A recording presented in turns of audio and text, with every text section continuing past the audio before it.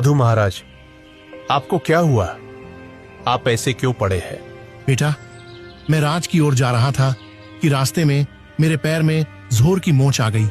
मैं गिर पड़ा और तभी से इस सुनसान जंगल में पड़ा हूं। ये जंगल इतना वीरान है कि यहाँ कोई आता ही नहीं। कई दिन हो गए, कोई इंसान नहीं दिखा। मुझे बहुत प्यास लगी है। मेरा गला सूख रहा है। अगर जल्दी पानी नहीं मिला तो शायद मैं बच न सकूं।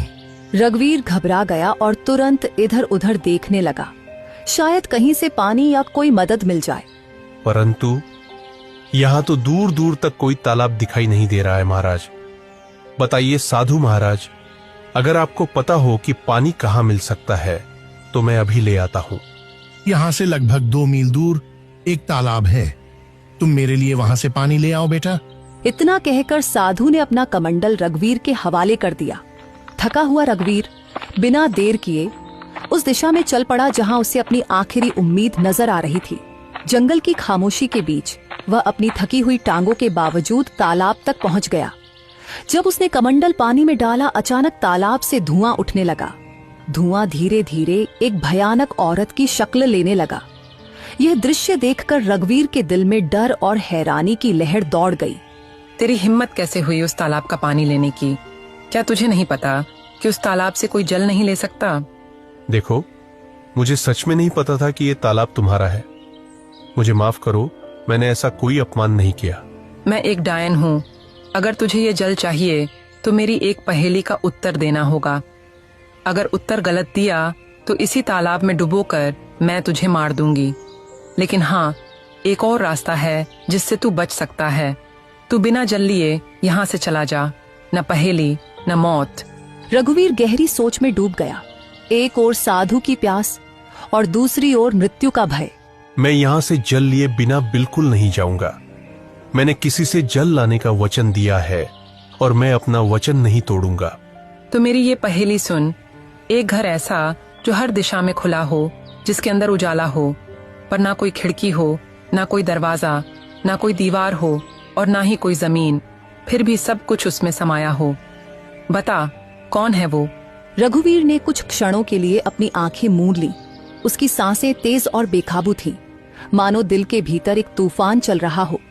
लेकिन उसके चेहरे पर एक अनोखा सा सुकून था, एक गहराई से भरा शांत भाव, जैसे वो अपने भीतर की रोशनी से सच्चाई को खोजने की कोशिश कर रहा हो। अंदर से बेचैनी के बावजूद उसके माथे पर एक दृढ़ संकल्प की रेखा साफ नजर आ रही थी, जो ये बता रही थी कि वह हार मानने वाला नहीं है। वो है मनुष्य का मन, जो हर दिशा में खुला होता है, जिसमें उजाला भी होता है और अंधकार भी। न कोई दीवार, न कोई दरवाजा, फिर भी उसमें पूरा संसार समा जाता है। डायन कुछ पल चुप रही, जैसे रघुवीर के उत्तर पर हैरान हो गई हो। फिर अचानक वह जोर से हंसने लगी, एक ऐसी हंसी जिसमें हैरानी, गुस्सा और शायद थोड़ी सी खुशी भी छुपी हुई थी। तू पहला योगी है जिसने मेरी पहेली का सही उत्तर दिया है। जा, जितना जल चाहिए ले जा। आज तुझसे मिलकर मुझे प्रसन्नता हुई। रघुवीर ने अपने कमंडल को ठंडे और साफ जल से भर लिया। उसकी आंखों में एक चमक थी, सफलता और संतोष की। फिर वह तेजी से लौट पड़ा। कदमों में जल्दी थी लेकिन दिल में शांति। वह सीधे उसी स्थान पर पहुंचा जहां साधु महाराज निर्जीव से पड़े थे, जैसे उनके जीवन की आखिरी उम्मीद सिर्फ रघुवीर की वापसी से जुड़ी हो। लीजिए महाराज, मैं जल ले आया हूँ। साधु ने जल पीते ही रघुवीर को गहराई से देखा।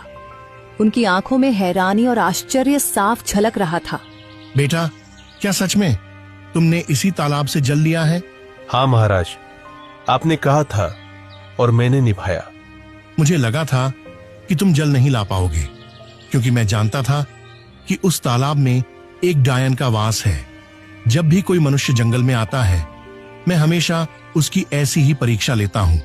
अक्सर मैंने देखा है कि वह मनुष्य डायन के डर से भाग जाता है, लेकिन तुम पहले मनुष्य हो जिसने उस डायन की पहेली को हल किया और मेरे लिए जल लेकर आए हो। इतना कहकर साधु ने अपनी आंखें बंद की और कुछ मंत्र पढ़ने लगे।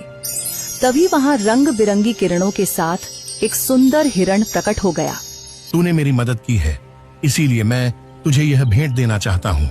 साधु महाराज, इतना तो मुझे पता चल गया है कि आप कोई चमत्कारी साधु हैं, परंतु मैं इस हिरण का क्या करूंगा महाराज? इसे अपने घर ले जा और अपनी बेटी की तरह पाल इसे। और याद रख, यह हिरण तेरी किस्मत बदल देगा। मैं जानता हूं कि तू सबसे ज्यादा अपनी किस्मत की वजह से परेशान है, वरना तेरे अंदर कोई बुराई नहीं है। तू मेहनती लोहार है, तेरे मन में कोई लालच नहीं है और तू दूसरों की मदद करने वाला भी है। इतना कहकर साधु वहां से चले गए।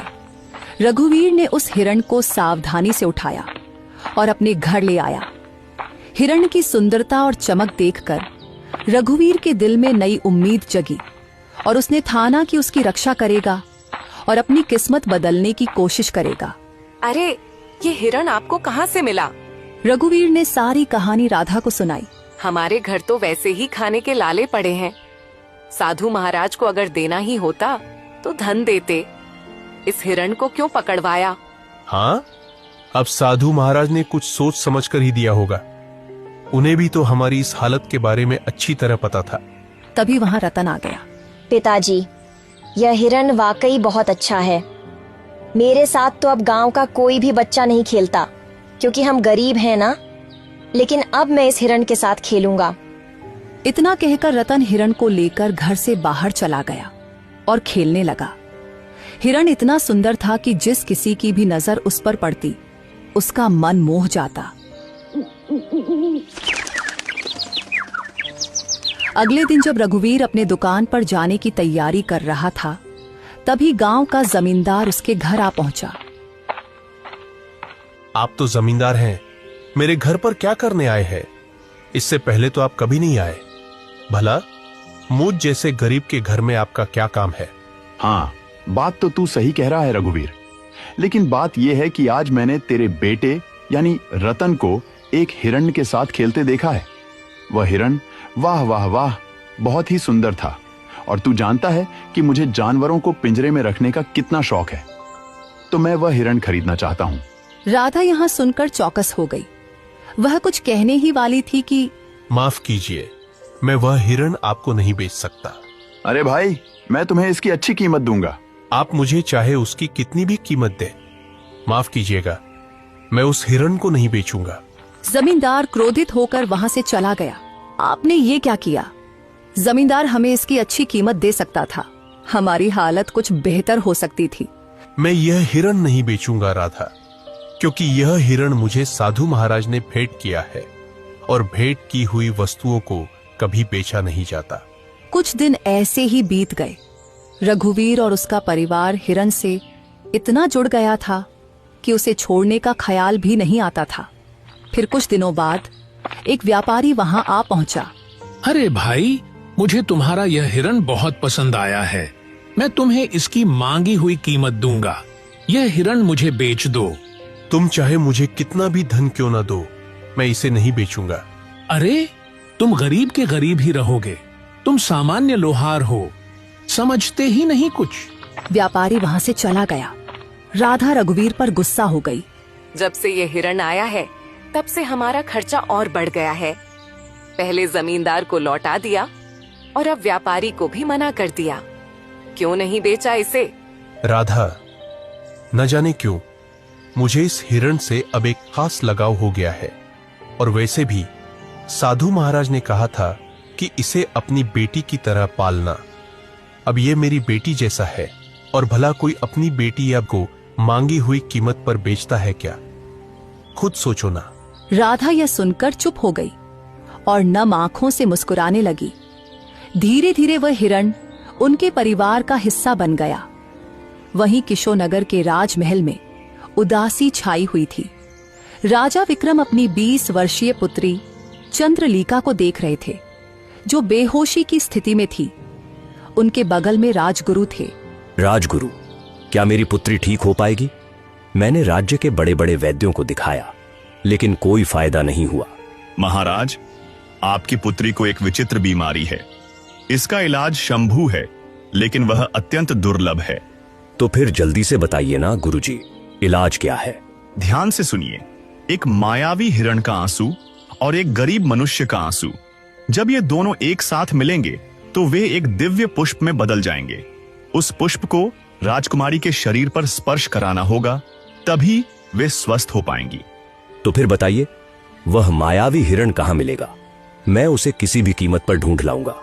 और गरीब की बात तो कीजिए ही मत। हमारे राज्य में गरीबों की कोई कमी नहीं है। आपने पूरी बात सुनी नहीं महाराज। अगर किसी गरीब को जबरदस्ती रुलाया गया तो वह आंसू व्यर्थ होगा। दोनों को अपने आप दिल से रोना होगा, तभी वह पुष्प प्रकट होगा। तो फिर क्या? तुम्हें पता है राजगुरु की वह हिरण इस समय किसके पास है? हाँ महाराज, मैंने साधना के दौरान यह देखा है। वह मायावी हिरण हरियापुर गांव के एक लोहार के पास है। राजा विक्रम अपने मंत्री जगन्नाथ और 2 सिपाहियों के साथ हरियापुर की ओर रवाना हुए। कुछ ही देर में वे हरियापुर पहुंचे। वहां गांव का मुखिया दौड़ता हुआ आया। हमारे तो भाग्य ही खुल गए, राजा विक्रम पधारे हैं। मुझे तुम्हारी बातें सुनने में कोई दिलचस्पी नहीं है। बस इतना बताओ, क्या इस गांव में कोई लोहार रहता है जिसके पास एक हिरण है? हाँ महाराज, रघुवीर लोहार है। पूरे गांव को पता है कि उसके पास एक हिरण है, और वह हिरण किसी को देता भी नहीं है क्योंकि वह अत्यंत सुंदर है। मुखिया राजा विक्रम को लेकर रघुवीर के घर की ओर चल पड़ा। मंत्री, 2 सिपाही और स्वयं राजा को देखकर रघुवीर चौंक गया। क्यों? क्या तुम्हारे पास कोई हिरण है? और क्या वह मायावी भी है? प्रणाम महाराज, प्रणाम। हाँ महाराज, मेरे पास एक हिरण है, लेकिन मुझे नहीं पता कि वह मायावी है या साधारण। मेरे लिए तो वह मेरे बेटे जैसा है। वह हिरण तुम्हें कहां से मिला? एक साधु महाराज ने मुझे यह हिरण भेंट किया था महाराज। समझ गया। उस साधु ने तुम्हें एक मायावी हिरण दिया है। चलो, मैं उसे खरीदना चाहता हूं। क्षमा कीजिए महाराज, मैं इसे बेचना नहीं चाहता और बेच भी नहीं सकता। महाराज, यह इतना ही मूर्ख है कि जमींदार ने भी इसे खरीदने की कोशिश की, मगर उसने नहीं बेचा। हमारे गांव का सबसे बड़ा व्यापारी महंगी कीमत देने आया, लेकिन फिर भी वह नहीं बिका, और अब उसने आपको भी मना कर दिया है। उसकी हिम्मत तो देखिए। देखो लोहार, मुझे उस हिरण की बहुत जरूरत है। मैं तुम्हें उसकी महंगी कीमत दूंगा। समझ रहे हो ना? महाराज, मैं नहीं दूंगा, क्षमा कीजिए। मैं तुम्हें आधा राज सूप दूंगा, बस मुझे वह हिरण दे दो। नहीं महाराज, अगर आप मुझे पूरा राज भी दे दे तब भी मैं उसे आपको नहीं दूंगा। क्षमा करें। सिपाहियों, इस लोहार को बंदी बना दो और उस हिरण को पकड़कर महल में ले आओ। चलो। सिपाहियों ने रघुवीर और हिरण दोनों को पकड़कर महाराज के सामने पेश किया। कैसा लग रहा है अब मूर्ख? मैं तुम्हें आधा राज्य देने को तैयार था और तुमने इनकार कर दिया। अब मैं तुम्हें उस हिरण को बिल्कुल नहीं दूंगा। आखिरी बार देख ले इसे, मूर्ख कहीं के। महाराज, मैं जानता हूं कि आप जो निर्णय लेते हैं उस पर अडिग रहते हैं। बस आपसे मेरी एक विनती है, मैं अपने इस हिरण को एक बार गले लगाना चाहता हूं। मैंने इसे अपने बेटे जैसा चाहा है। जा, तुम्हें इतनी मोहब्बत है तो जा गले लगा ले इसे। रघुवीर ने दौड़कर उस हिरण को गले लगा लिया। दोनों की आंखों से आंसू बहने लगे, और जैसे ही वे आंसू धरती पर गिरे, वहां एक नीला फूल खिल गया। महाराज, यही वह फूल है जो आपकी पुत्री को ठीक कर सकता है। राजा विक्रम दौड़कर फूल लेकर अपनी पुत्री के कमरे में गए। फूल जैसे ही पुत्री के शरीर को छुआ, वह होश में आ गई। राजा विक्रम खुशी से राज दरबार वापस आ गए।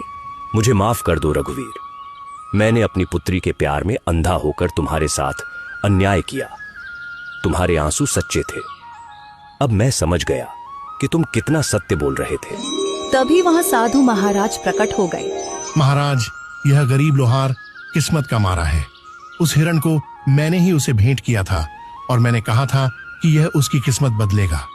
मैं जानता था कि आपकी पुत्री का इलाज उसी मायावी हिरण से होगा, लेकिन वह तभी संभव था जब हिरण पालने वाले की आंखों से सच्चे आंसू निकले, और सच्चे आंसू केवल सच्चे इंसान के निकलते हैं। साधु ने रघुवीर को देखकर कहा, रघुवीर, तुम्हारा काम पूरा हुआ, और जैसा कि मैंने कहा था, यह हिरण तुम्हारी किस्मत बदलेगा। अब समय आ गया है। रघुवीर, हम तुम्हें बहुत सा सोना देते हैं, तुम्हारी वजह से हमारी पुत्री ठीक हो गई है। हम तुम्हारा यह एहसान कभी नहीं भूलेंगे। महाराज, आपकी मेहरबानी है, लेकिन कृपया करके मुझे यह न दे। नहीं नहीं नहीं रघुवीर, यह भेंट है और भेंट को कभी ठुकराते नहीं। आज से तुम मेरे राजमहल में मेरे सलाहकार बनकर रहोगे और मेरे खजाने की रिक्शा का काम तुम्हारे कंधों पर होगा। तुम सच्चे इंसान हो और हां, जिस गांव में तुम रहते हो आज से तुम उस गांव के जमींदार हो। वह पूरा गांव अब तुम्हारा होगा। रघुवीर पूरी दौलत लेकर अपने घर वापसी की राह पर निकला, जो उसकी मेहनत, ईमानदारी और सच्चाई का अनमोल इनाम था।